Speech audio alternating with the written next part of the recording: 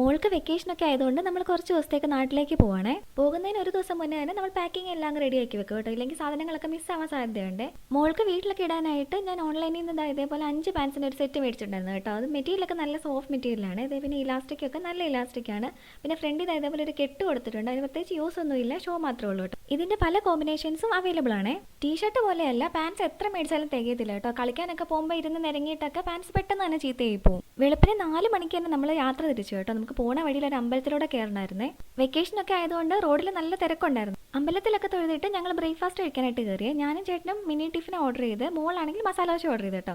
Mini ടിഫിനിൽ ഒരുവിധപ്പെട്ട breakfast എല്ലാം ഇച്ചിരി വെച്ച് കാണുവേ. ഇവിടെ റേറ്റ് കുറച്ച് കൂടുതല, ഫുഡ് ഒരു ആവറേജ് ടേസ്റ്റ് ആണ് കേട്ടോ. അത്യാവശ്യം നല്ല രീതിയിലുള്ള പാർക്കിംഗ് ഫെസിലിറ്റി ഉണ്ട്. പിന്നെ വാഷ്റൂം ആണെങ്കിൽ നല്ല ക്ലീൻ ആണ്. സെങ്കുറിച്ചി ടോൾ പ്ലാസയുടെ തൊട്ടടുത്തുള്ള വസന്തഭവനാണ് ഫുഡ് സ്പോട്ട്.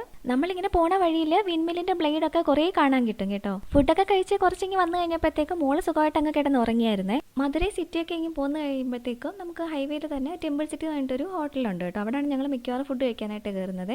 ഞാനും മോളും കൂടി ഒരു സ്പെഷ്യൽ താലി ഓർഡർ ചെയ്യും കേട്ടോ. അതിനകത്ത് ചപ്പാത്തിയും പുലാവും ഇതേപോലെ സ്വീറ്റ്സും സൂപ്പും ഒക്കെ കിട്ടും കേട്ടോ. ചേട്ടനാണെങ്കിൽ ഒരു നോർമൽ താലിയാണ് ഓർഡർ ചെയ്യുന്നത്. ഈ സ്പെഷ്യൽ താലിയിൽ കിട്ടുന്ന ഈ പൊടിയും ഗീയും ഉണ്ടല്ലോ, നല്ല കോമ്പിനേഷനാണ്. എനിക്ക് ഭയങ്കര ഇഷ്ടമാണ് കേട്ടോ. ഞാൻ ഇതിനു വേണ്ടി മാത്രമാണ് സ്പെഷ്യൽ താലി മേടിക്കുന്നത്. ഇതുണ്ടല്ലോ അമരക്ക ഫ്രൈ ആണ്. ഇത് ഞാൻ ഇവിടെ മാത്രമേ കണ്ടിട്ടുള്ളൂ കേട്ടോ. നിങ്ങൾ കഴിച്ചിട്ടുണ്ടോ? ഈ കടയുടെ ഫ്രണ്ടിൽ ഇതേപോലെ കുറേ സാധനങ്ങൾ ഇങ്ങനെ വെച്ചിട്ടുണ്ട്.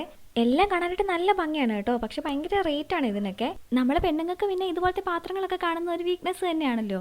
എനിക്ക് ഒത്തിരി ഇഷ്ടപ്പെട്ട പാത്രങ്ങളൊക്കെ ചുമ്മാ ഇങ്ങനെ എടുത്ത് നോക്കിയിട്ട് പിന്നെ ഒരു ദിവസം നമുക്ക് മേടിക്കാന്നൊക്കെ പറഞ്ഞ് ഇങ്ങനെ ആശ്വസിച്ചിട്ട് ഒരു ഐസ്ക്രീം മേടിച്ച് ഞങ്ങൾ പിന്നെ യാത്ര തുടർന്നു കേട്ടോ.